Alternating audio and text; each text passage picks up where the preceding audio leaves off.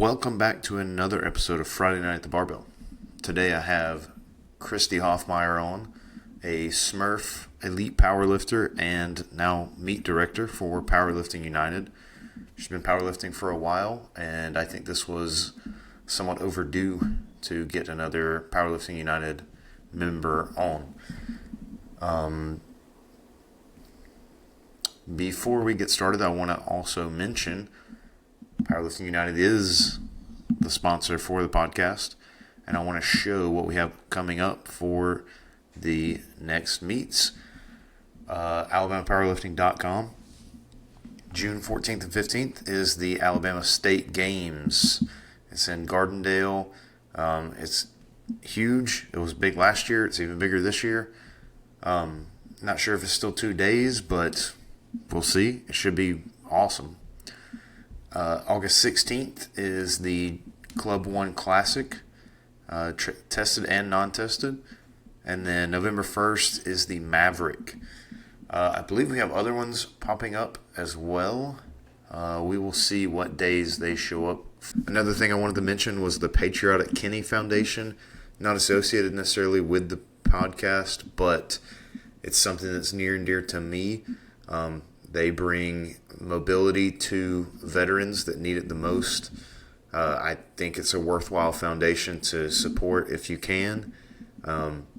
So yeah, I just wanted to mention that, and we'll get right into it with Christie.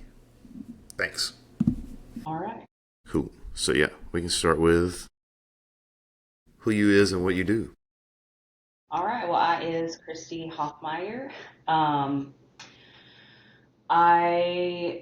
I mean, if what I do, like I have a normal, boring 7 to 4 job. What do you mean? Powerlifting's your hobby?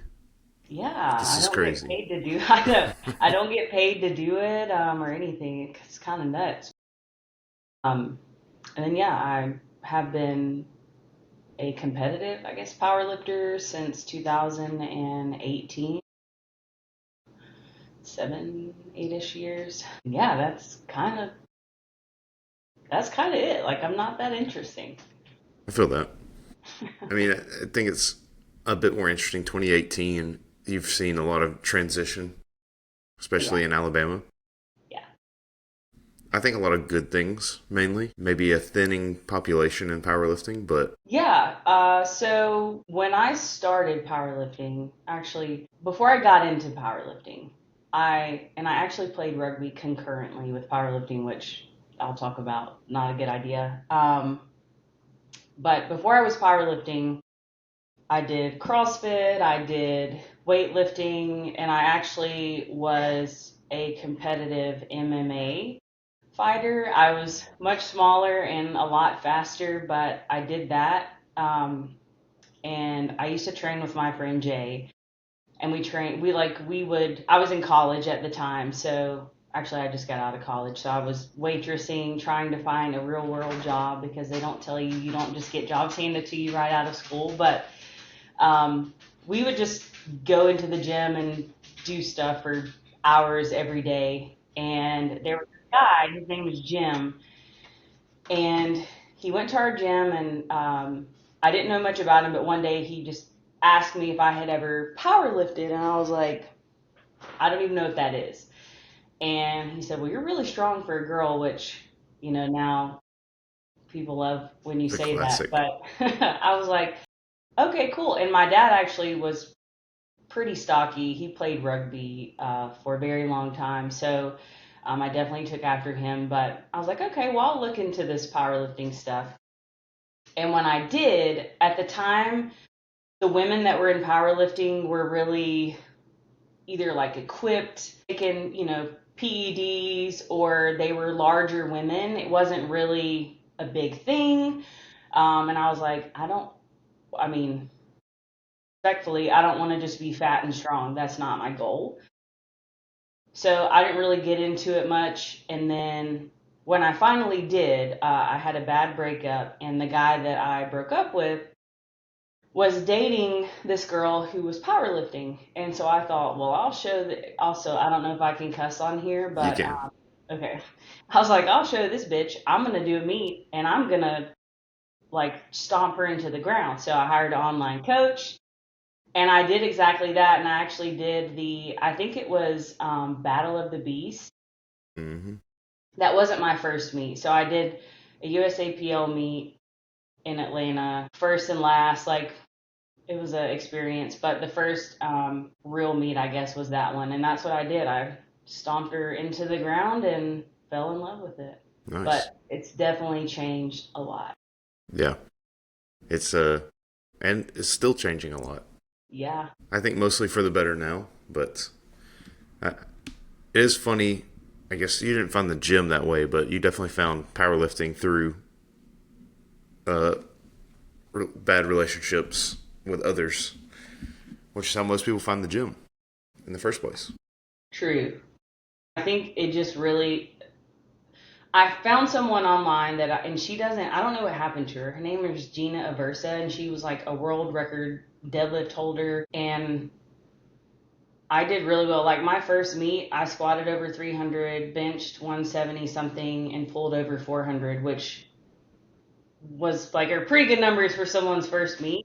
And I think I just had the mindset of I don't care what it takes. Like I just want to prove a point. And then after that, I was like, wow, I can do really cool things. And I think the powerlifting dynamics at the time were very attractive in that it was a very niche community and it almost felt like everyone looked out for each other.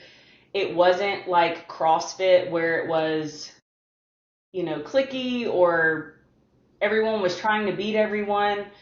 And that was attractive to me. And that's probably one of the things I dislike the most about how powerlifting's changed because that is not the environment anymore. It kind of is, but like not everybody's super competitive with each other. I don't feel that, but it's definitely not one big community. And it's not, yeah, so that, and also I think the grunginess and like, I don't know if you know who Macy Armstrong is, but Macy and Clay were the people that I kind of like bumped into when I first started powerlifting and going to flex. So I moved to Birmingham, started training at this carpet, old carpet Mm-hmm. warehouse with no AC on the third floor and spray painted carpet. Like it's crazy. But all these really strong people, they were so nice and like they would share their stinky knee sleeves and whatever. And that was just so cool to me. And I even got that opportunity at other meets that I did. Like there would be people and they'd forget deadlift socks. And I'm like, oh, here, use mine. And I think that's the part. Now it's very, and not in every case, so I'm not speaking in absolutes, but it's very, more about what you look like and, how can you get on a world stage versus let's just see what kind, like, do you have what it takes? Like, just put it all out there. And that it's the mindset thing, I think, for me that has shifted. Yeah, I think I mentioned it every episode now, but the I got to do this to qualify for that, to qualify for that, to qualify for this, to maybe qualify for that. I don't know. That gets on my nerves because just do a meet. Just do the Right. meet. Like, why Who do you cares? powerlift? I I mean, mean, yeah, I just, I do it. I like the community, and then former athlete back in the day gives me something to be athletic in some way. And I just enjoy being around everyone every time I go. I mean, I go to all the meets and I'm not competing most of the time. I go help if I can, just because it's fun to be around the like-minded people. And then I don't know, just the USAPL side and Powerlifting America side of people that are like, I got to do this so I can go to junior nationals and come in 26th. I just can't. I don't see it. I don't know why.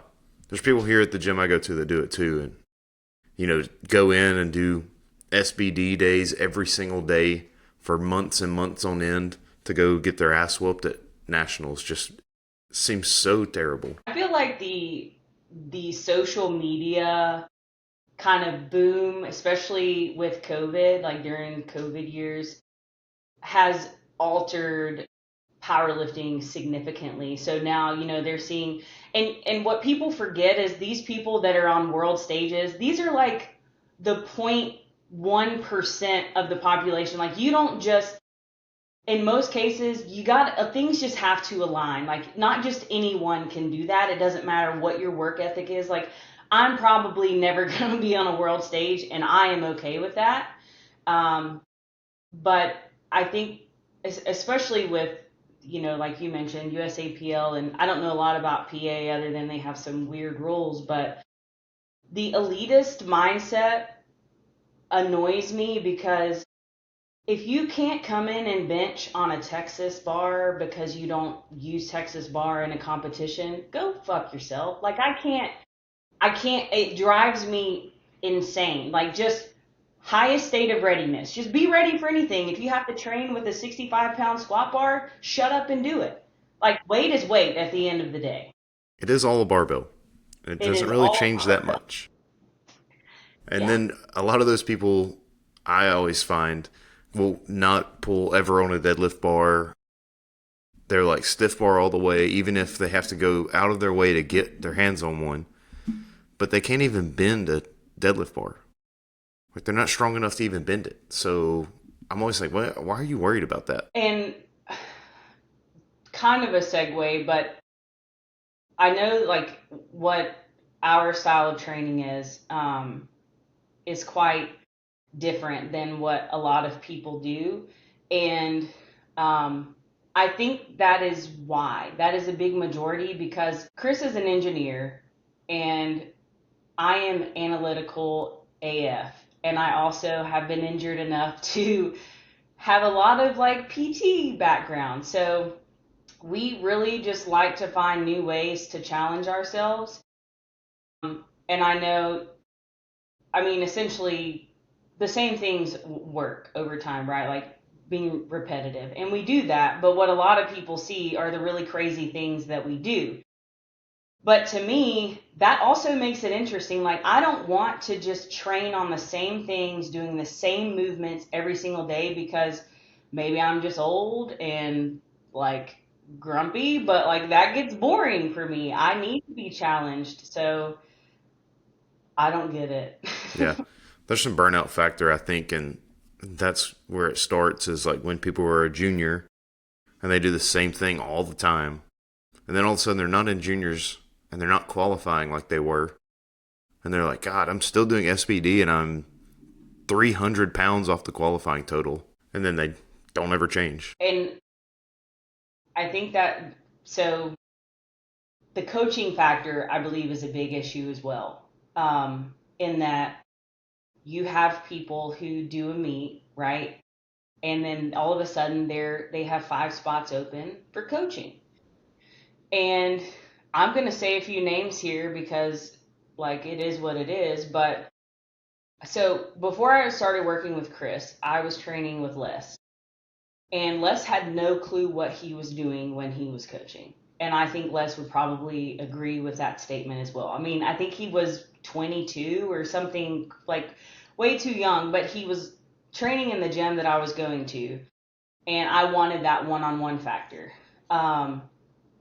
And I did, like, get a little bit better, but then I also got injured, and that wasn't necessarily his fault. I was playing around with wraps, didn't know what I was doing, shouldn't have maxed out in wraps first time ever. Like, that was so dumb. Rookie But mistake. yeah, right. But I was a rookie, so in my defense. Um, but after that, and I saw some of the athletes that he had, and I'm like, this just doesn't add up to me. So I was training. Went back to Flex and I met Chris. And Chris was not coaching. Like, I think he was still training with Joe. And Joe is the older guy. He's like our Uncle Joe is what we call him at the gym. But they were training together. And I noticed that he just looked really strong. And I could tell that he was really smart. And I like really smart people because I consider myself somewhat intelligent. And so I just like smart people. So anyway, respectfully. And I walked up to him. I'm like, hey, would you be interested in coaching me? And he was like, sure, like, let's give it a go. And I was still injured at the time, so I did, I think, the Warrior, and I did bench only, and that was the first meet I did under Chris. And then the next full power meet I did, I don't remember which one it was, but like my numbers were had drastically improved, and I just felt different. And I loved how attentive he was, and we, from there, like here we are now, almost 8 years later. But Dalton, for example, Dalton used to annoy me because I'm like, this guy did a few meets, and I love Dalton as a person, so I'm not talking shit about him, but You can if you want. I do all like, the time. like this guy doesn't know what he's doing. Like these people are doing a few meets and now they're advertising coaching, and a lot of people will say stuff like, the basics work. If you want to actually get strong, come here. And like, okay, whatever your pitch has to be. But I will say Dalton has athletes, and even Dalton has his own coach, but his athletes are strong and they continue to get better. So whatever he's doing is working well also. And I've seen him in coaching settings, and I think, he's earned my respect. So I think there are certainly success stories, but in general, I see so many people do a few meets, Gavin being one of them. And honestly, I can't stand Gavin. So like, can't stand the guy, just a shitty human, but,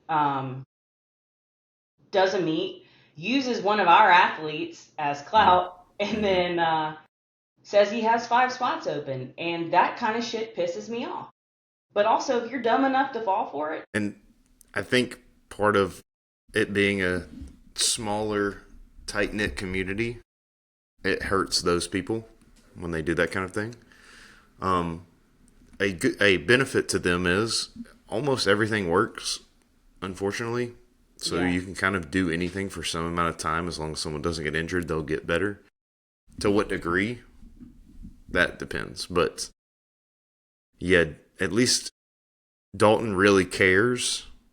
And when you have a coach that doesn't really care, it makes it pretty obvious. Oh, for sure. Right. And that's where I want to just strangle people. Like, can you not see? Um, and, and and I don't know about Dalton, but I will say about Chris, one thing that I do appreciate. I hate when coaches try to poach athletes. Mm-hmm. Um, I know that KT on our team has been approached by several coaches who have been like, "Hey, come to," and it's like, it. My thought process has always been your athlete should speak for you. Like you shouldn't have to poach anyone; they should come to you. And one thing I can say about Chris is he has never done that. And I mean, I was his first athlete, and now I think we have close to 60 athletes on Team Smurf, and I think that's really cool.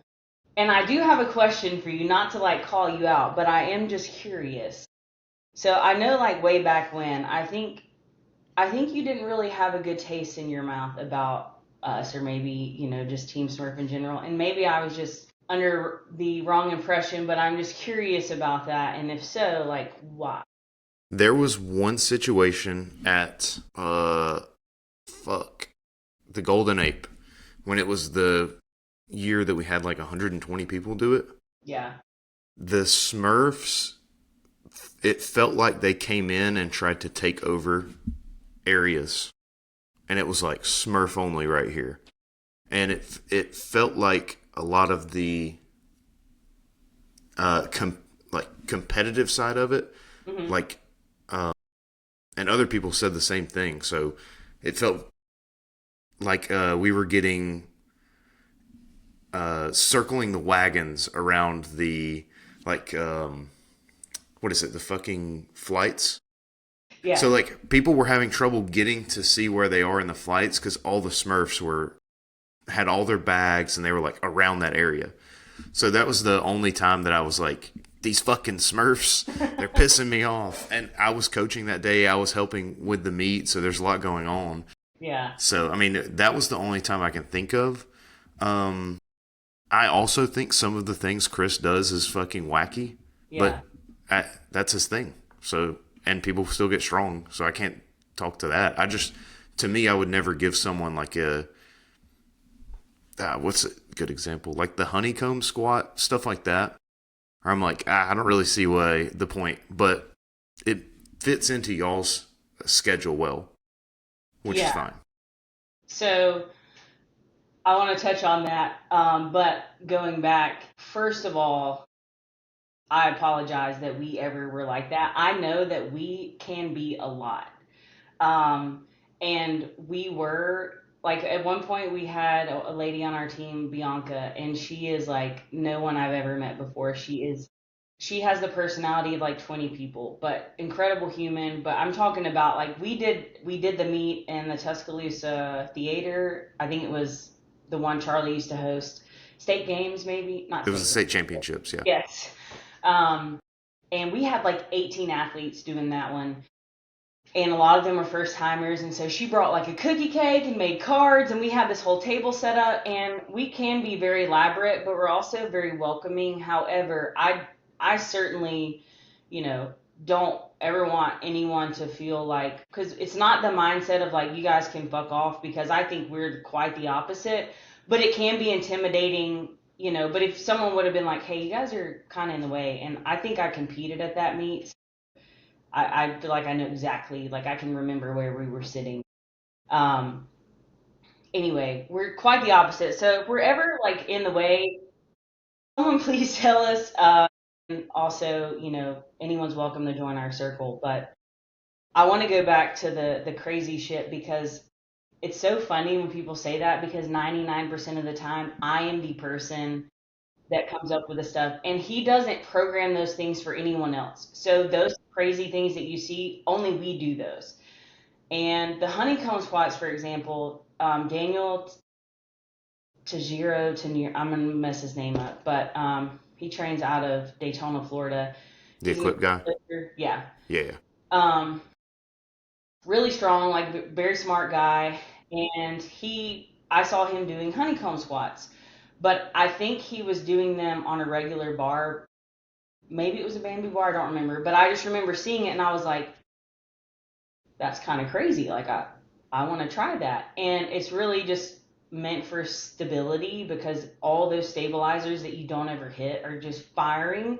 So it's exhausting as well. But we did those on the bamboo bar, and that is one of my favorite variations. So like we're the only people that ever do that stuff. Um, and so that's funny because his athletes don't do that. Like what everyone sees is that crazy shit, but for everyone else, they get the normal. I mean, we follow the Shika method, so um, like they're getting just the standard, maybe variation here and there, but we're the only two that do, or anyone that is unfortunate enough to get sucked into our group that day. Yeah, and I'm usually the mastermind, so Which I did know that not everyone does it because I used to train with around Josh and Millard and Sam and everybody at Strong Inc. that was in the Smurf crew. So I mean, everyone does normal shit.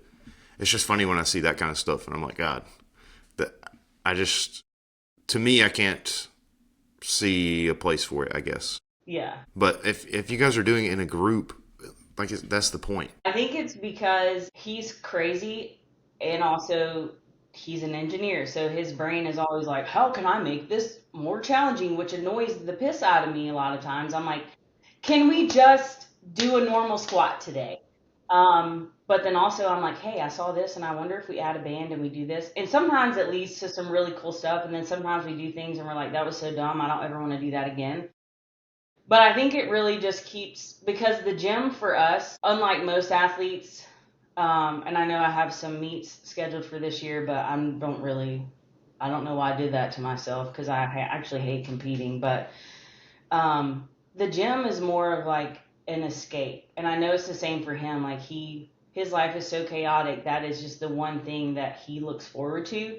So I think for us it's more of just, I want to do some crazy shit today, and then sometimes it's not. But anyway, just to add some clarity to that, we it may not actually always make sense or have any carryover, but maybe it just feels fun, and so we do it. But yeah, I know. No, I get it, 100%. That and it's kind of like a little playground. That's exactly what it is. And that's why it's so weird in there. Like we have blow up dolls with no holes. Um, they're not really sure what purpose they serve, but that started as a joke the first year that we opened. So when we opened our gym, actually when Flex shut down and we moved into my garage, that's where Iron Empire started, was my garage. Mm-hmm. And then we moved, actually it was in a storage shed. We got kicked out for loitering, so we moved to my garage. Then we moved to a small space, and then where I don't know if you ever came to the other gym in that like strip mall.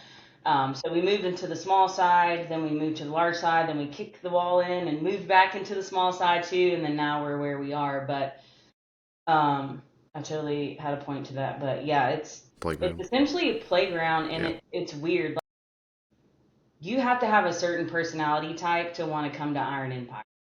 And we like it that way because I don't want just shitty, stuck up people in the gym. If if now the blow up doll signal every year that we've been open, so it's like a thing we do every year. Um, I mean, there's nuts hanging, and there's a story behind that. We had a gym member who had testicle cancer, and so we got him that as a trophy when they removed it, and like just all these weird things. But that's what makes it so unique. Yeah. Is there like when people sign up and they do a consent form, is there also a what type of autism do you have form? No, but probably should be because, and it's Little funny that box. you say that because What flavor autism are you? yeah, we are, we are 1000% on the spectrum. There is no one in that gym that does not have a touch of autism because you Right. have to. I think really just to enjoy powerlifting, you have to be special in some way. Yeah, I mean to bang your head against the wall over and over again for months at a time to hopefully put 5 pounds on your total. That's sure is something. Because my joints are like, bitch, sit down, but here we are, Yeah. still going. Still going. Still chugging along. I'll be Yeah. up there in the fall and spring. So, Are you, so you're in school, right? hmm And that's why you're in Mobile? Okay, because I was super confused for a while. I'm like, I thought he was in Tuscaloosa. I was for a long time. And then I got into PT school at South. So I'm down here. And then I have clinicals in Birmingham. So I'll be up there. So Okay, well, if maybe it's not your cup of tea, but you now I know, already told we're Chris I'll be signing up until perfect. Come join until I the leave. those. Um, Maybe we can coerce you into trying something really weird that you'll probably hate, listen, and I've then done. We had. Did you ever meet Matt Burgett? Probably not. He kind of stopped competing around 2018. He was a old school equipped lifter in Tuscaloosa. One of the people that's like, if you're at the gym and he sees you benching, he's like, ah, you need to sign up for a powerlifting meet. He's like talking everyone into doing it, even though he doesn't do it anymore. But he was like a multiply equipped guy for a long time. He actually hates raw powerlifting. He only wants to do equipped stuff.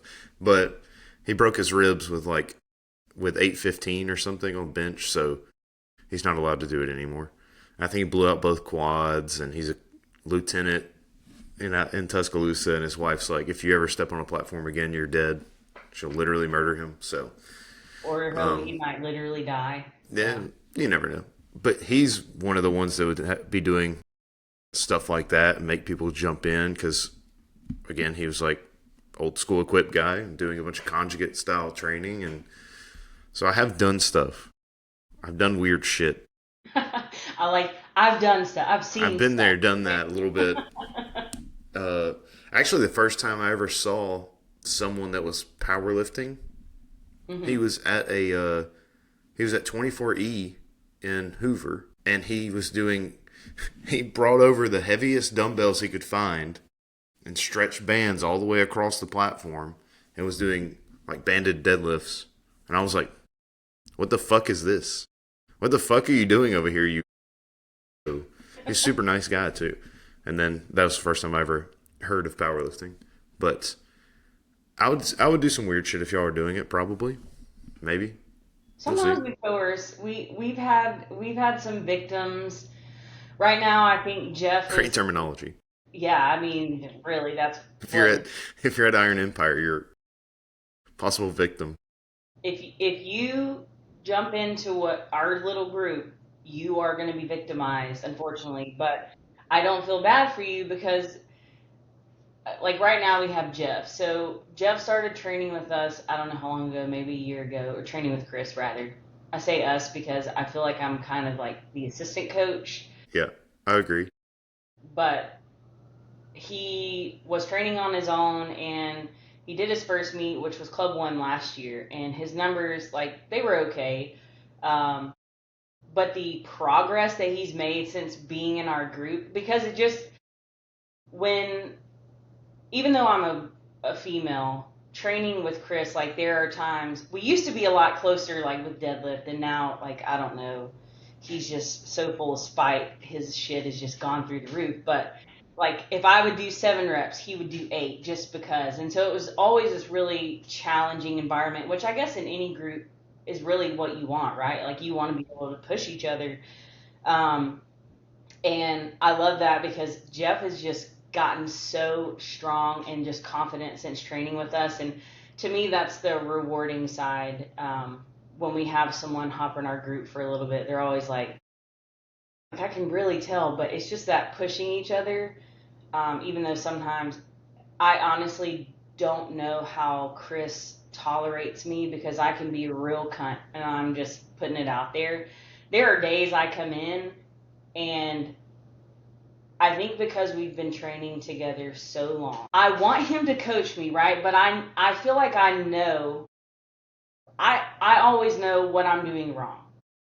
But I want him to at least acknowledge it. And then when he does, it pisses me off. And I'll be like, yeah, I know I'm shifting. So it's like he can't win, but he also annoys me. So it works out. But I honestly, sometimes I'm like, dude, we should both get an award for putting up with each other because it's a monumental task. But Yeah, you'll see yeah. when you're, when But you're around. that is part of the whole reason for the group is, they say iron sharpens iron and shit like that. Yeah, So it's there's for a point sure. to it. Yeah, for sure. Method for the madness. As fun as that might be. Um, can we talk a little bit about the rugby days? Sure. Because I think it's interesting. Yeah, so 2021, 2021, I think. Just trying to see. I have my when they started. I think it was 2021. Stephanie Robinson, who is the president, head coach, maybe not president, but she's like the head honcho of the Steel Rugby team in Birmingham. It started at UAB, so they were really trying to like get the women's rugby off the ground. And unfortunately, while I was in school at UAB, that was not a thing. But they were trying, and I remember Jenny Fisher came up to me. This is actually hilarious. So the Stein hoisting competition at Cahaba. The first year I ever did it, Jenny came up to me and was like, "Hey, would you be interested in playing rugby?" And I was like, I don't really like want to get hurt. I also power lift and my dad was still alive at the time, so she was like, "We're doing the sevens tournament. Just come check it out." So I went with my dad to watch the sevens tournament, and I'm like, Jesus Christ, that's a lot of running. But also the sevens are way different than the 15s. I don't know. Yeah, I don't know how much you know about rugby, but um, I played sevens one summer, and I was like, been there, done that, never doing that again. I'm not built to play sevens, but I saw it, didn't really strike me. So a couple of years later, at the same Stein hoisting competition in Cahaba, um, Stephanie's Jenny's ex-wife was there with a couple of ladies who were playing rugby, and I won the Stein hoisting competition. And so she came up to me and she's like, "You're really strong. Do you want to play rugby?" And I'm like, "I've been asked this before. Like, We've I been don't through this know." already. Yeah. And she's like, "Just come to a practice." And I'm like, "Is there a lot of running?" Because, and she goes, "No, you would be a forward, and so you would just be tackling people." And I'm like, contact sport? Hell yeah. Like, I want to hit some people. Well, she tricked me. So I went to a practice, and while there was way more running than I had in mind, it was so much fun. And I think at the time, so I was still married, not in a very happy marriage. And so it was like this outlet for me, and it was a community of people that was different than what I already had. Mm-hmm.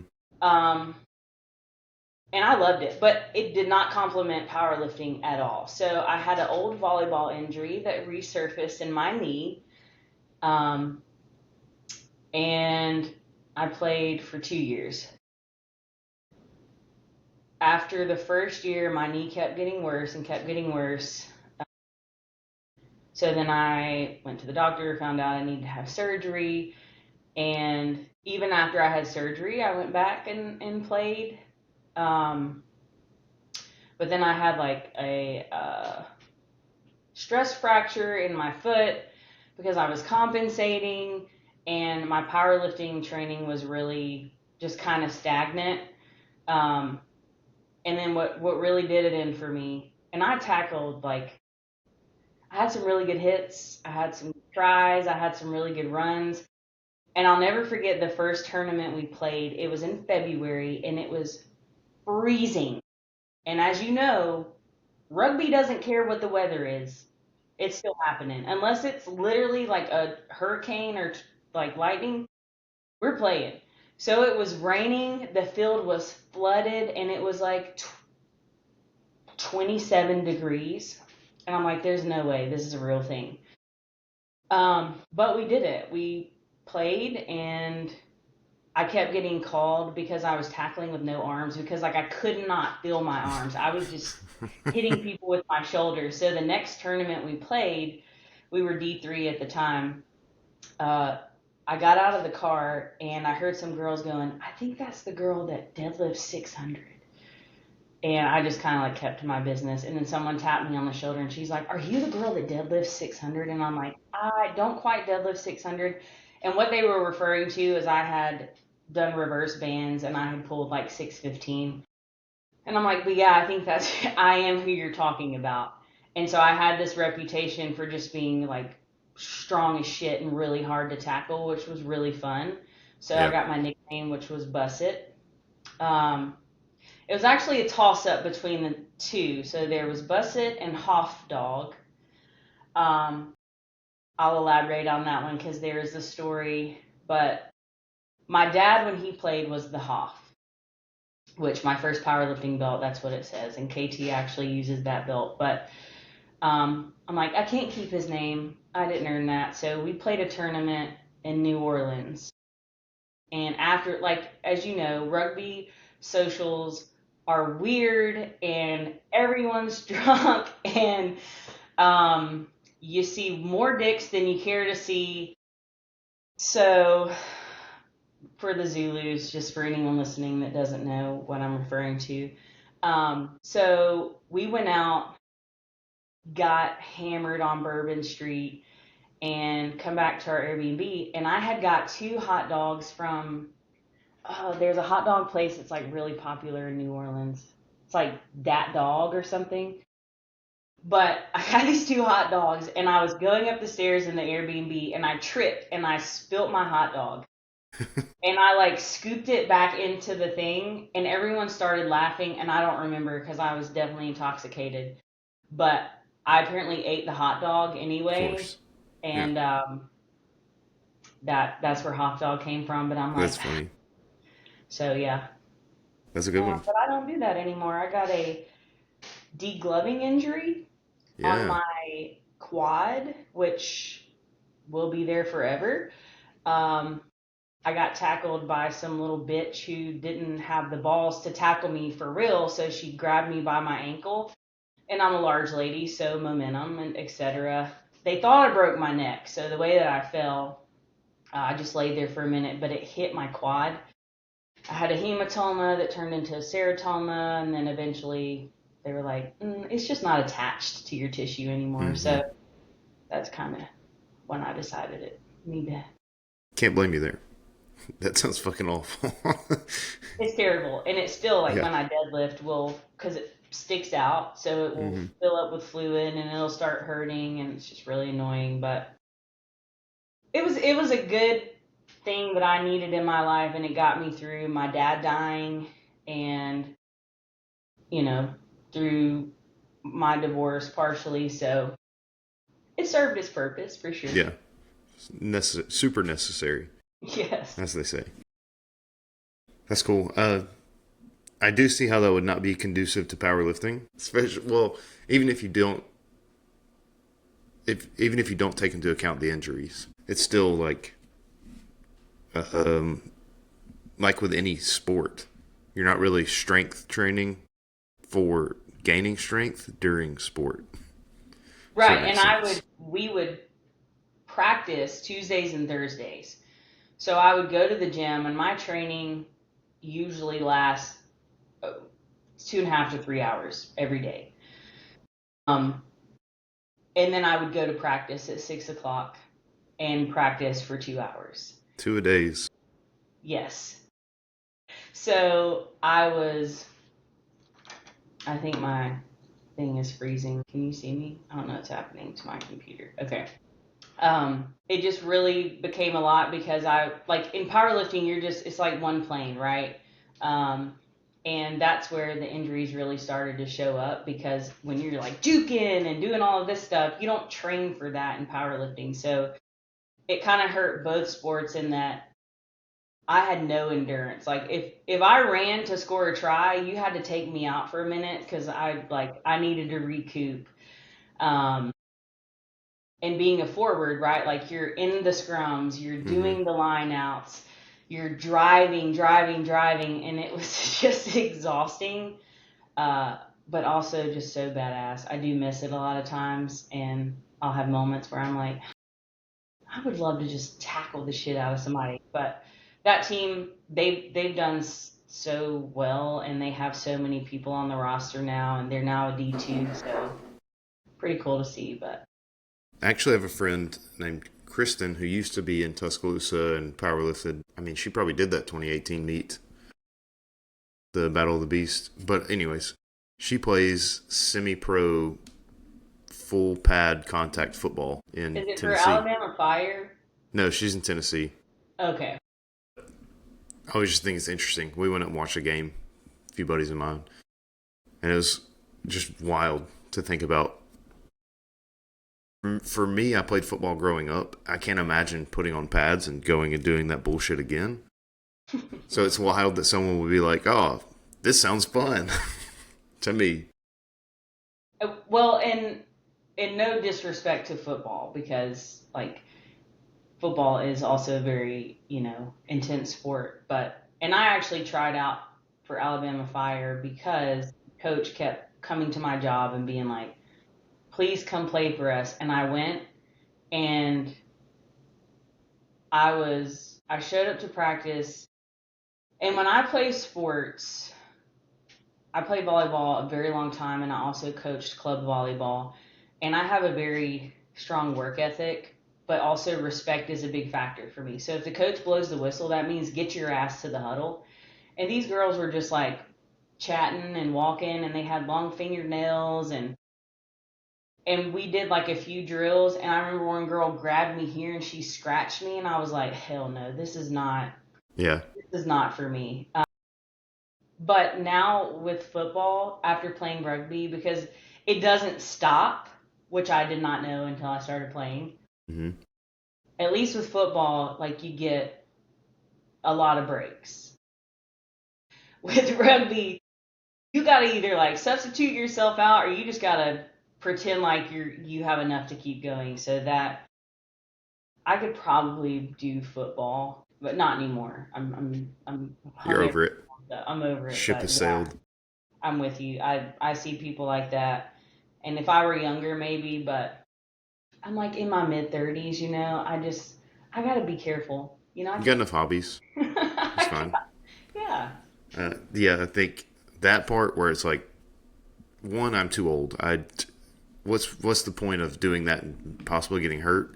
And then two, agreed when I saw them play, I was like, this is the most unorganized organizational football I've ever seen, and it's pissing me off. Watching the coaches coach, I was just like, God, this is fucking terrible. You can Yeah. tell no one's making money off of Oh, it, right? yeah. Like they are just there for a good time and I don't have that's a I don't know if it's a good thing or a bad thing, but I don't possess that mentality to half-ass anything. So whatever I do, I want to do it 100. I know Full ass. 110% is not a real thing, but like I want to give it everything I got. And when it's a team sport and people aren't doing that, I can't. You can't win. One, you can't win. Two, Right. it's fucking annoying. Right. Just I mean, I jog. guess it works for you because they're like, oh, that person's really good. But then also, I don't want to be really good by default because everyone else sucks. Yeah, That's and I was gonna say this though. Powerlifting is similar. Like it's kind of lackadaisical, but you don't really see as disorganizedness. You know what I mean? It's yeah. very like we got shit streamlined now. Some of it's kind of professional looking, Yeah, I unlike agree. what I saw. I'm trying to think. I mean, I guess with powerlifting, what irritates me and what you didn't ask me to tell you, but I'm going to anyway, is and I don't know why I care because at the end of the day, what everyone else does is none of my business. Like it's not affecting me, but it still annoys me when someone will come into our gym and they're talking for 30 minutes and then they go maybe warm up and then they're talking for 30 minutes. Like, and you're not going to talk to me because I would make it very obvious that I don't have time to have conversation. But I mean, like, I'll say, hey, but I'm not there to talk about how your day was. So when I see people, even their style of training, so like they'll come in and maybe they do 4 sets on bench and then they do some of this and some of that. And I'm like, what coaching style? Like, what is going on there? And that irritates me. And it's the work ethic thing. Like, I just don't have respect for people who half-ass anything. And I don't know why I am this way, but I am. I think that's also part of the thing that was said earlier with, oh, you can't use a Texas bar. It's the same. It's the same deal. Like coming to the gym and you want to talk for an hour in between your lifts. I see the same thing with like warming up. I can understand, Yeah. but then once you're there, people will hit a top set or one before, and they're like 15, 20 minute talking break. I'm like, you're not even ready to squat now. You need to start over. Actually, Right. it's, And I the always find it theatric, weird. when people have to put their tripod here, and it's not even just like a tripod, like they got the big ass, Mm-hmm. like they're doing a stage production, and it's got to be here, and then they got to write the number that they're doing on the plates with chalk, or they're like, just all of that. I can't even. There are some days where I don't even record really cool shit that I did because honestly, who cares? But I just want people in the gym that want to be there to work hard, and I get that some people, especially people who I guess work in professions where they don't, really talk to anyone all day. Like I deal with people all day, so the last thing I want to do is deal with people when I go to the gym. But my ex-husband was that way, and we could never train together for that reason because he didn't care. Like sometimes he would try and sometimes he wouldn't, but he didn't really care. And our goals were completely different, and that pissed me off. So I just can't. Like I don't know why, but and it's only in our gym too that I really care. If I go somewhere else, I'm like I don't care. It's none of my business. But when you're in my house, like, I don't know. I guess it's because we kind of built it from the ground up, and I know the integrity and just like our mindset and even to be on our team, like not everyone one wants to work out for 2 hours every day or wants to do that style of training or even cares that much. So it's not for everyone, but it takes a certain type of person. Um, and I'll tell Chris, I'll be like, hey, that person, they're not going to make it. Like, I already know they're not cut out for this, but anyway. Funny. Um, sorry. Um, it makes sense. I don't know. I definitely have some intense jaws are size sometimes and have a lot of conversation in the gym. But if you can mix it in, it's fine. I know there's people that I see that can't mix it in, and they're in a 30-minute break to talk. where it's like you could spend your 2 minute rest break or three, whatever, and get whatever you got to say in. Why is it 30 minutes? You've been sitting down for 30 minutes and all you're doing is benching. What's happening here? And yeah, we have people at our gym that complained as well. To go back to that, I always think it's wild to say this. Jake Johnson, the owner of AMP, he bought Eleiko competition racks, which are very expensive. Yes. And there's no reason to buy them. He just likes buying the most high-end equipment. There were people that were bitching about those racks. They're like, that bench is too hard. I can't bench on that. Motherfucker, this is a $6,000 bench. You better lay your ass down and bench. Get the fuck out of here. So it was wild hearing that. I tried to bring that up because I think it's crazy. If I do keep my words in my mouth, they come out on my face. So when I see... I don't think anyone knows that about you. Yeah, no, I know. That's shocking. It's funny because every time I do a meet, and I'm judging especially, people will come up to me and they're like, "You're so funny because I could tell exactly what happened before it even happened based on your facial expression." And I'm like, I don't know how to fix it. Like, I try, but yeah, stuff like that. People, it's the lack of respect. So for yourself, if you can't respect yourself enough to try hard, that annoys me. But if you can't respect others and what it takes to have a gym, especially a niche, something that caters to niche things like strongman or powerlifting, like CrossFit, whatever. But those are very niche and the equipment is not cheap for either one of those sports. So when you have someone that's willing to invest in that, what it takes to keep that and buy that equipment, when people don't respect that, that also pisses me off because I know I've seen the behind the scenes. Like this is top level equipment and just, like we don't buy, honestly, like sometimes I'm just amazed at the levels that Chris will go to just to like keep the gym and add things to it. I mean, literally blood, sweat, and tears. But, like we're not buying every piece of fantastic equipment that comes out. But when we had those elitist USAPL lifters in our gym, he went and bought three TSS bench bars before that USAPL meet that he hosted in January. Mm-hmm. So they could practice on that. But they would only squat out of the combo rack. So after about 2 times of not being able to bench because they were squatting, when we had 2 monoliths open and 2 power racks, I was done.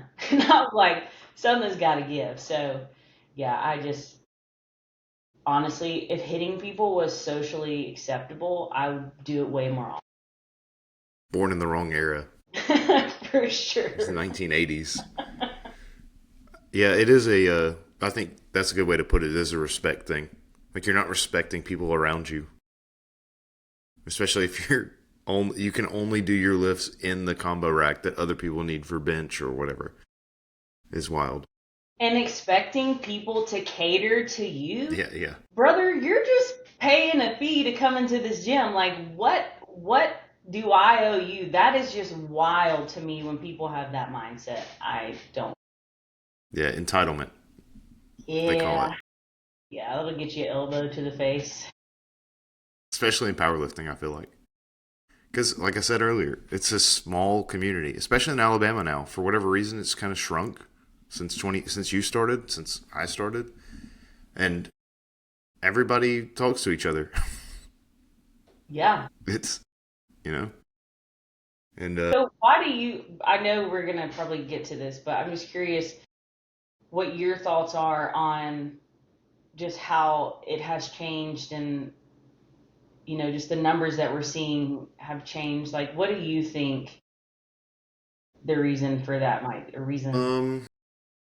Well, I think the old guard, like with Perseus and all of them that used to train under Les, obviously COVID, for whatever reason, turned everyone off to coming back. I don't know if it was the year off. Like, some people legitimately couldn't train in a gym. Right. And I don't know if taking a year off and then life caught up to people and they couldn't come back or whatever it was for that. I think that dropped a lot of people off. And then, I mean, I think it's got to be the USPA, WRPF, PLU. Like, I don't need all the drama. I just want to lift weights. You know, I imagine some people didn't come back for that. Maybe if PLU sticks around for a period, you know, everyone will come back, or it'll at least grow. But I just feel like those are the two biggest factors. Yeah, I've never really considered COVID being a factor, though I don't disagree with you. And even as a meet director, I don't give a shit about federation. Like, I didn't join PLU because I believe PLU, there's something on my lip and it's driving me nuts, that I believe PLU is like the best thing under the sun. So I was with USPA. I don't know what this is. It's going to drive me crazy. I was with USPA. I was a judge with USPA. I competed in USPA, IPL. And at the time, you know, it was Charlie and Gary primarily running everything. And I loved the community that I mean, it is relationships, right? Like USAPL, I think, because I've been to USAPL meets and those people suck. Like, respectfully or not, those people suck. The judges, like, I went to USAPL meet to help out Spot and Load. And the judges, one of them, I think, they were all ladies, which is fine, but like none of them looked like they lifted weights. And one of them was probably like in her 60s. And just the stupidest shit. I'm like, how are y'all even, and they were not from here. So like they had to bring people in from other states because the presence is just so low. And I was just like, what a freaking joke. Like, I don't get the appeal, honestly, other than it's a stepping stone to the world stage that 90% of people will never get to. But anyway, I always can be like, I'll get myself off track and then forget. Anyway, going back to USPA, you know, they built a really good community because the meets were fun. You knew, for me too, a big component of a good meet is knowing the equipment. So I want to know that the integrity of the equipment that I will have both on the platform and the warm up area are good, right? Because the last thing you want to do is show up to a meet, have pound plates and a power bar to warm up on, and not know that at least in advance. I don't like surprises. So that's important for me. But you know, and it wasn't even about giving away power bars because I never to this day won anything from a meet other than a medal. Even when I won best lifter at nationals, drug tested nationals, I got a medal. Like that was it. So I don't do this for anything else. But um, when all the stuff with USPA happened, and I'm not a political person, so I'm also not going to be like go crazy with it. But just on the surface, um, it was bullshit. I think it was handled very poorly, and I think if people just minded their own business, it could have gone a lot better than it did. But Charlie was always a really, really good guy.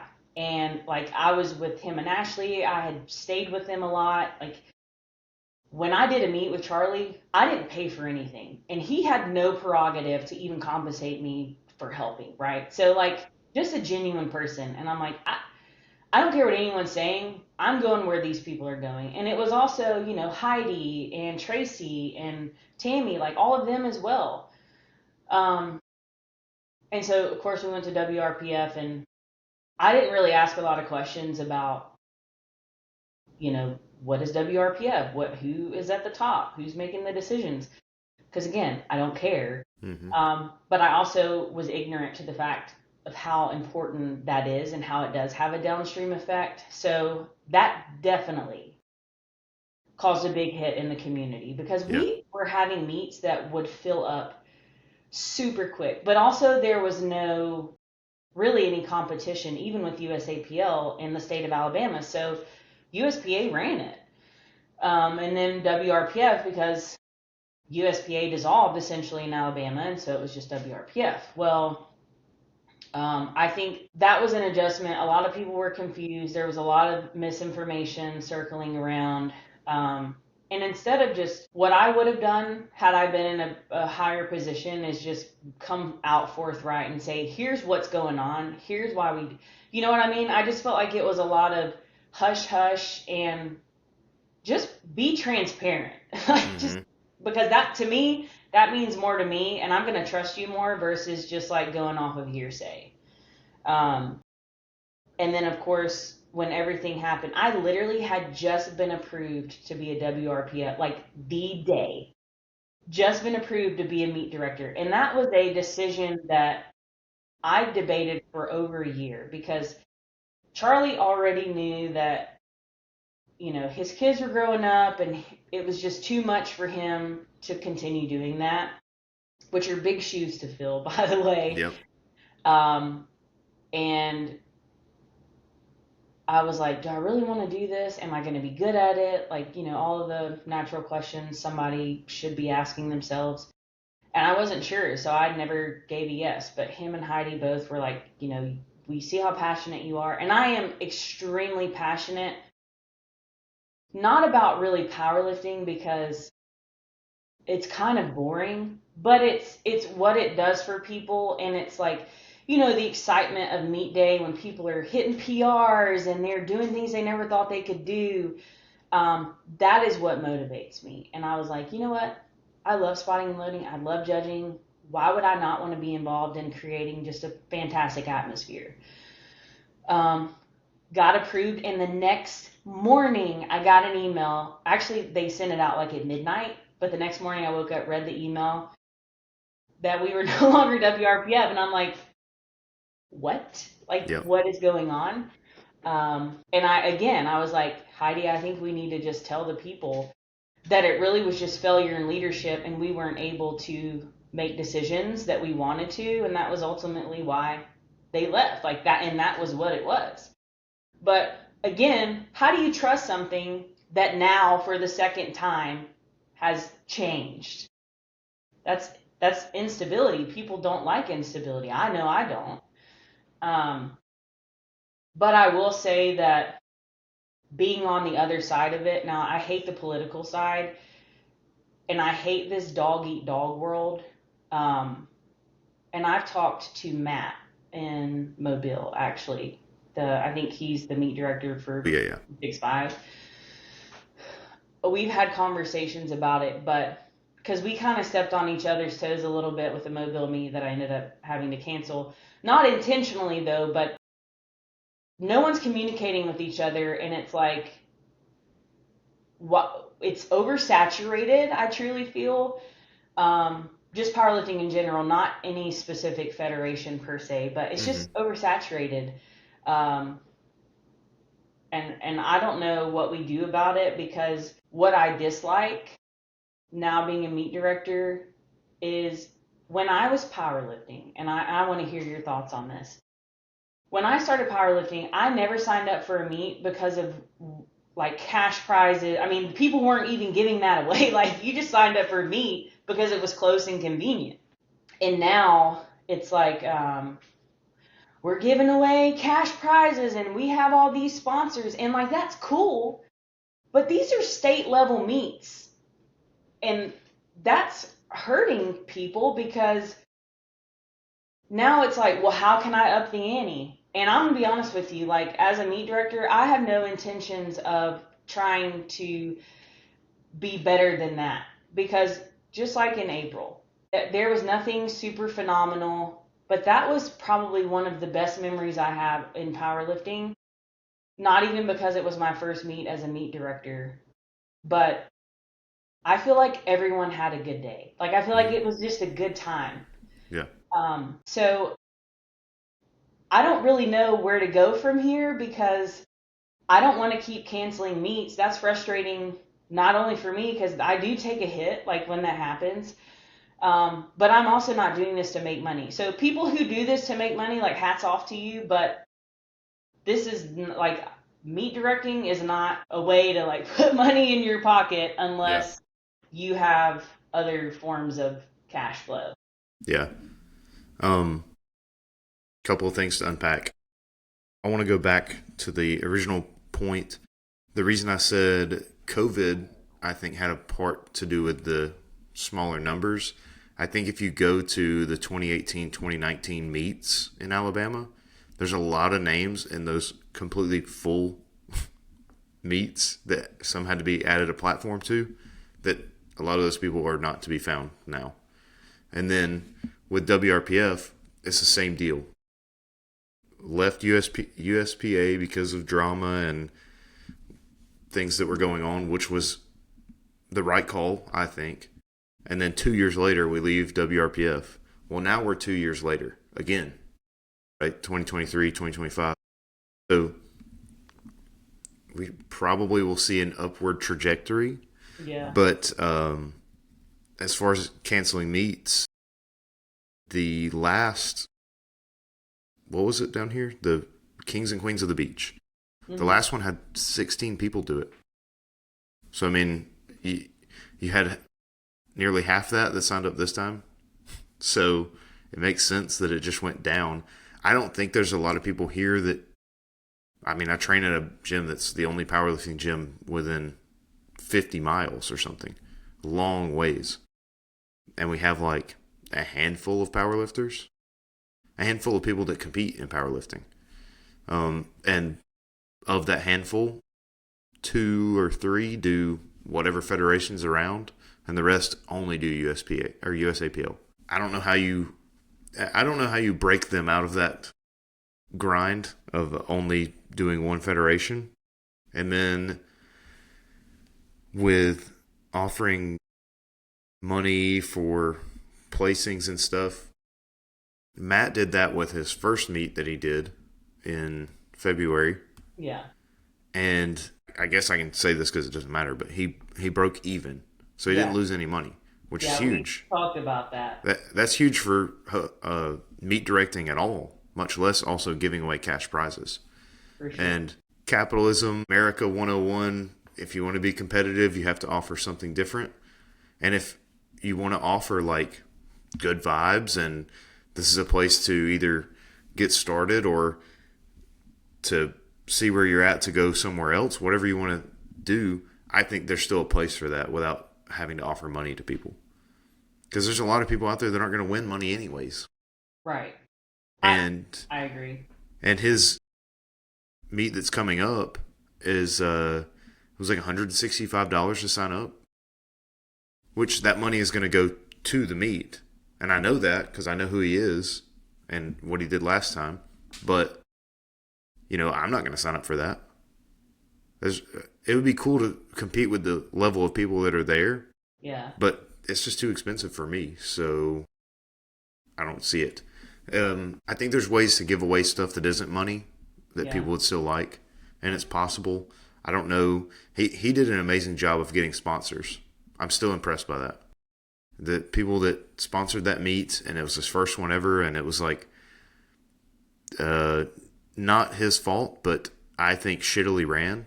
Like it was unorganized. You didn't know where you were at in the flights. We didn't even know who was next half the time. They did like how at nationals when they do like a third attempt song. Yeah. They let them pick a song. They played that song for all 9 attempts for each person. Which, I mean, cool, but I'm hearing Creed for the 9th time when this guy comes out for 30 seconds. I don't know. I just thought it was weird. Yeah. But the way they have it set up, it wasn't easy to change and add something. So, yeah. There's give and takes, right? Yeah, I think actually you made a really valid point about what you have to offer. So I travel quite a bit to help other meet directors because I love doing this. I also love being on the microphone because like being that close and being able to cheer someone on just really gets me pumped up. And people really do feed off that energy. But so I'll go help Liz in the Carolinas. I've been there several times. I help Christopher Nikolai in Tennessee a lot. I know Liz over in Georgia is like also just getting her feet off the ground. So, but I have noticed, like Christopher Nikolai's meets are more expensive, but every meet that includes a meet T-shirt. Um, and I haven't looked at Liz's, but Liz does a lot of charity events. So a lot of her things are around like Special Olympics, or, like this one I just went and helped with was for domestic violence and raising money for that. And so I think everyone does kind of have their own thing, and mine is certainly, and I will be the first to admit, I wish, and I'm reading books on how to talk to anybody, but I am so blunt, it almost doesn't work in my favor because I have a hard time just sugarcoating shit or being a salesman, I guess, to get the sponsorships. It is a struggle for me because I'm like, why do you need a sponsorship? Well, why wouldn't I need it? You know what I mean? So I have to be better at that. But to me, I feel like I do a good job. What I want the athletes on meet day to feel is that they don't have to think or worry about anything other than stepping on the platform. And I truly feel like in April we accomplished that, and that I think is what brought so much joy to me. Like, people knew where they were in the flight. People, like, we were on the microphone, you knew when it was your turn. There was, the warm-up area was exactly, like, I just feel like we did a good job of that. So, and that was, I think, what Charlie was also really good at, and Heidi as well. And so I think that's kind of our trademark. But I want to up the ante. Like, let's do a smoke machine on third attempts. And, I want to foster a fun environment, but also have really good judging. Because I will say, I've seen federations where maybe the environment was really cool, but that guy's squat was higher than giraffe's. I don't say the P word, but you get where I'm going with that. And he got 3 white lights, and like, cool, the environment was awesome, but let's just have a good, well-rounded, consistent judging. Not to say that we don't get it wrong sometimes, but consistent judging and a good time. And I don't want the lifters to worry about anything. That's what I got to offer. I think that is more than enough for most people as well. Like, especially in powerlifting and at a state level. You don't really need anything else. Yeah. It's nice to have, you can win $50. It's nice to have that, but because I think that's kind of what Matt's first one did. Like, he offered money for fucking everything. Yeah. Every class won money, all of it. And it wasn't just best lifter, which is awesome. But, I mean, if you struggle getting sponsors, I don't know why you would just don't tell everyone they're getting money. Right. You know what I mean? And not that you would, but I'm just saying, like, some people offer a lot and you get nothing. So just offer what you can actually give people, which is a well-run meet, like professionalism. And then something I was talking to Matt about for the next one is thinking of ways that you like. If you were doing a rugby match, like a actual Division III competitive, scholastically run, what would you expect as an athlete when you walk into their stadium? It's things like that where you make people feel like, oh, I actually feel like an athlete. I'm being directed places. There's places where I'm supposed to be at this time, and I know it ahead of time. It's things like that I think go a long way. That's very true. I think I don't actually recall ever feeling like that at any, even like the higher level meets, at nationals.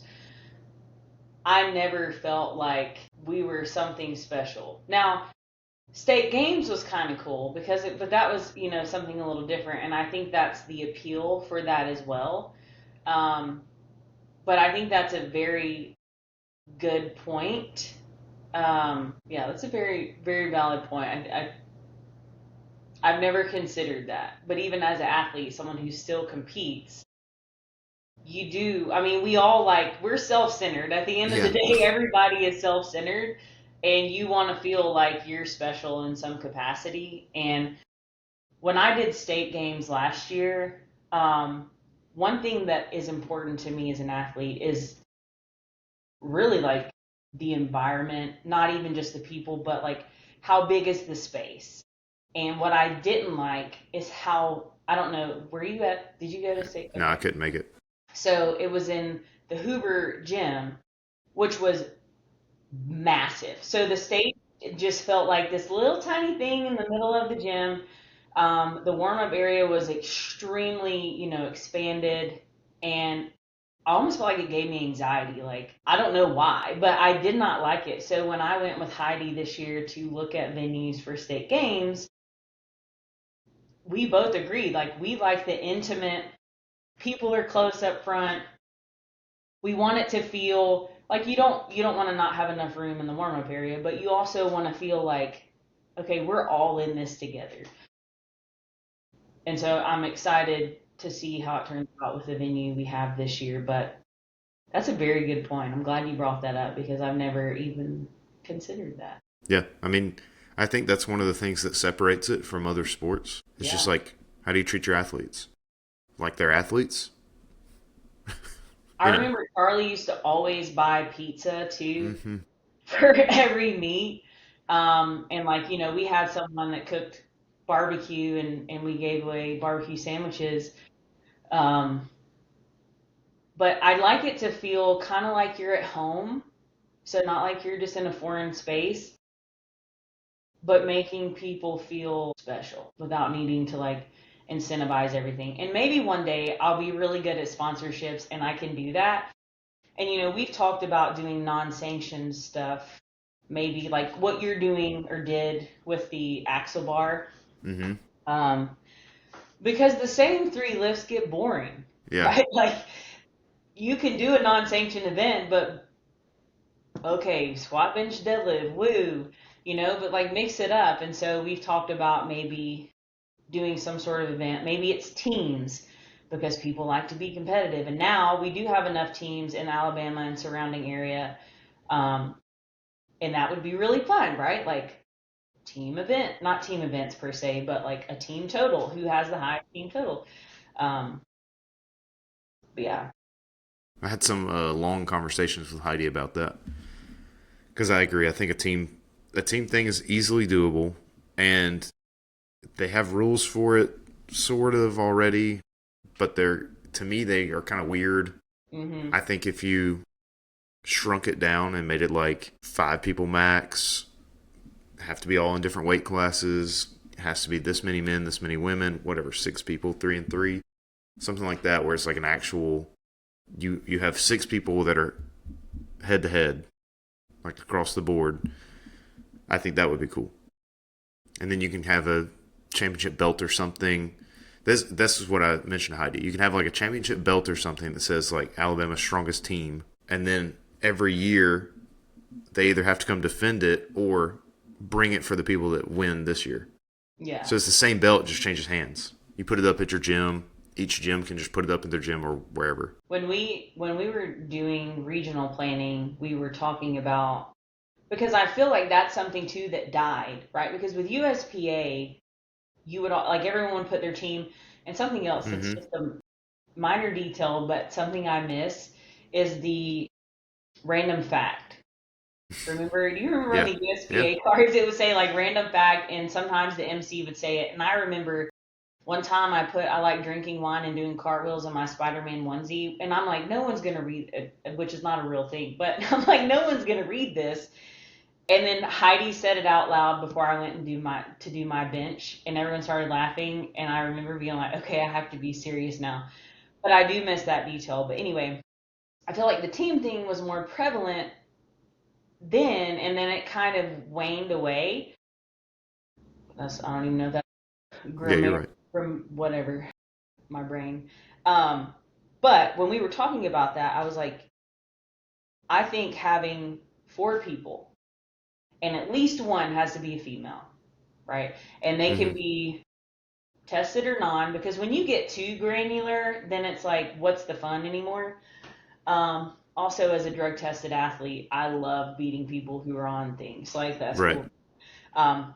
But like raw, classic raw, whatever, because the only difference there, right, is the squat. And then you have a bench. So you can say, you can claim maybe up to 2 people, so that if someone gets hurt or they bomb out on the first lift, then you have someone on the bench that can fill their place. But I'm like, that would be really cool because then you maybe pay like you would pay a crossover fee, right? You pay a crossover fee to be on the team, and then I feel like even as an athlete, knowing that it's like, okay, Team Smurf versus everyone else, like I gotta pick this shit up. I think that would just bring another level, and I think that I kind of feel like that's where the sport is going, right? Like there's got to be something next, right? We're at a point where it's like, what do we do? Um, so I love that idea. Like I'm trying to put some stuff into play. So Good. I think it would have to be its own thing. I for just sure. don't know where you would place it on the calendar right now. Yeah, and Chris and I were actually talking about this, and I honestly think I would do something that was, and I don't know like how popular it would be because it's non-sanctioned, right? But I think to be able to do something the way that I would like to, it would have to be non-sanctioned. But see, the regional and the national thing messed up everyone's calendar. And and especially in places like our gym, right? We can't host a meet in July because we will die. Like there's Yeah. no AC. Same with AMP, right? Like Hmm. you were like, good luck, guys, when you come down here. Um, so having regionals in February March timeframe really messes things up because that January to like April timeframe is when we have more opportunity to host things like that in my gym or in gyms like it. And then you have nationals that will probably continue to be in July. And so really the second half of the year, but I feel like to me it's harder to fill up the second half of the year in the meets. So yeah, the calendar is for sure a challenge, but I think if we did something it would be early January. I mean, late January, early February. Um, because I want to keep the April meet. And I know we kind of talked back and forth about this, but I loved the idea of sponsoring new athletes so that, like, because cost is a factor, right? Like, times are hard, right? Like, we don't have a lot of money. And even when came to me with the idea regarding Mobile, like, if I were Matt and I didn't have to travel or bring the equipment, like, for sure, I'm all in.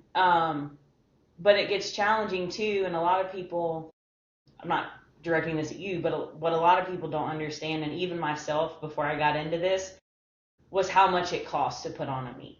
Like when you break everything down, it's like, because I thought when I got into this will be a way to make some extra money. Like, mm-mm, that's not a real thing. I mean, it can be, I'm sure, but I'm like, okay, medals and staff and equipment and all these other things. Like it. Only if you're getting a bunch of sponsors.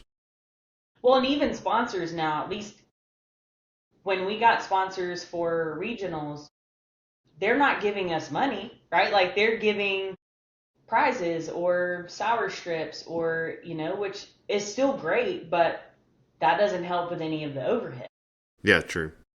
I think, yeah, I don't know. Actually, I guess Matt did get money because he was getting money to give away. And then the giveaway money didn't have to come out of his pocket, so he was able to like break even on signups and everything. And he got food donated, Yeah. so he didn't have to buy lunch. See, that's what we did for April, because Chris initially was like, "I'm going to cover everything," and then he got sponsors who paid the entry fees for those lifters, um, which was very helpful, right? So like he didn't have to force 100%. that out.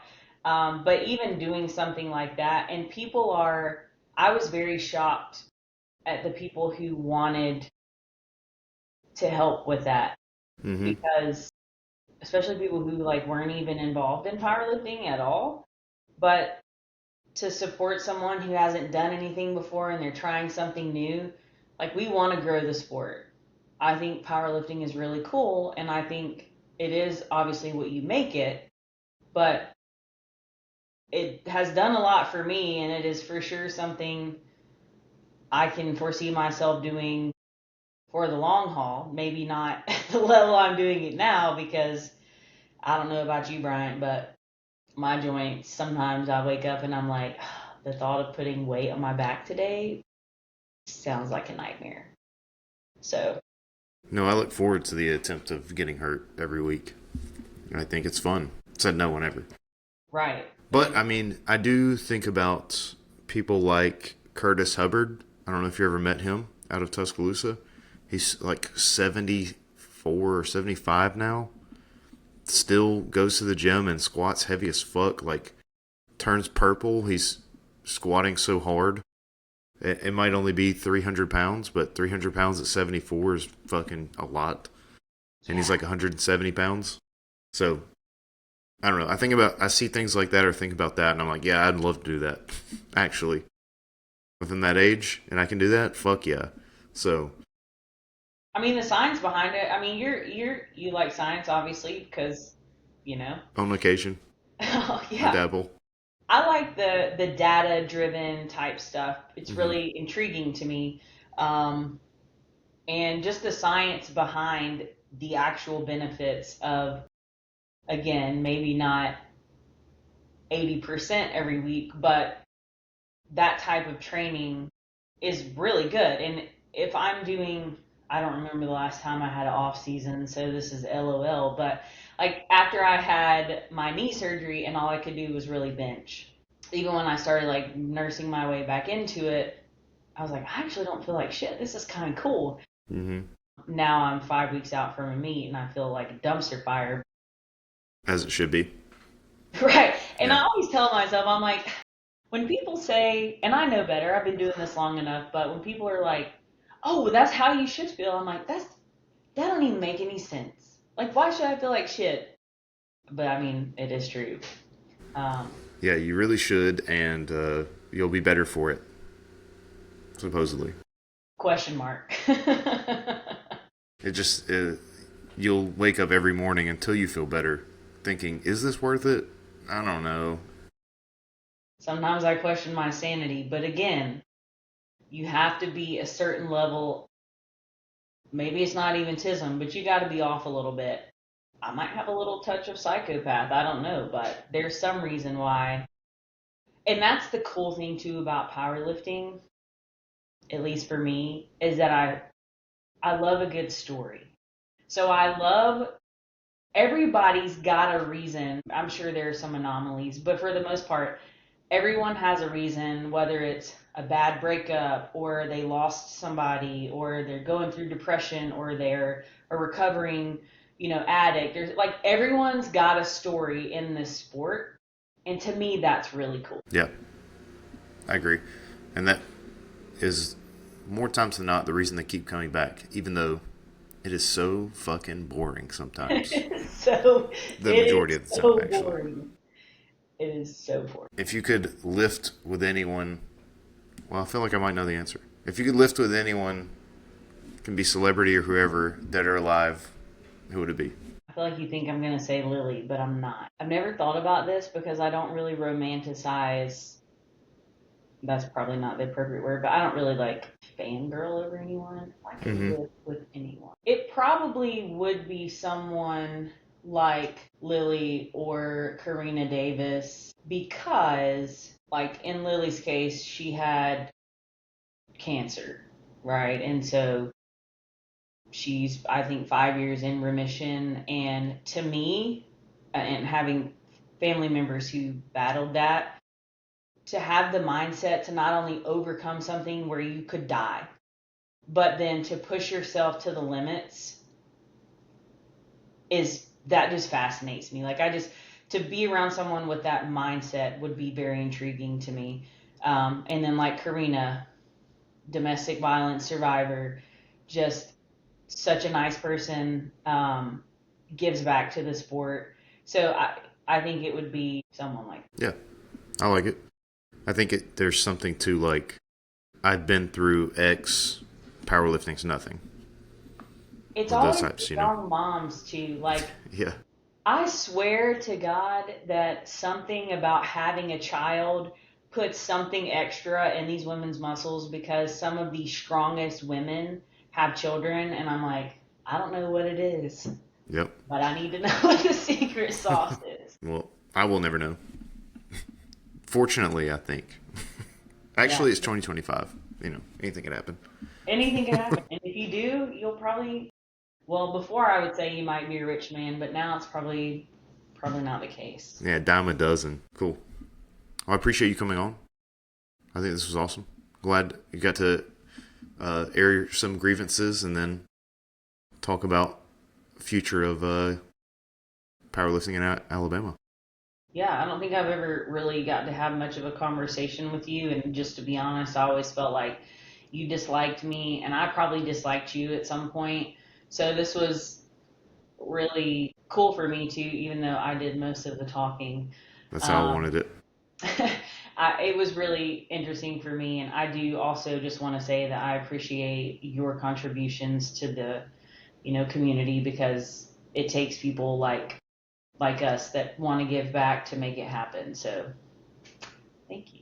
Whatever I can do, whenever I can, I'm in. Cool. Do you want to drop any where people can find you? So my Instagram profile is private. If I don't know you, I'm not going to accept the invite because no one needs to know my business. I mean, you can find me there. Other than that, I prefer to Be remain private. in mystery. I feel that. Catch her at meets.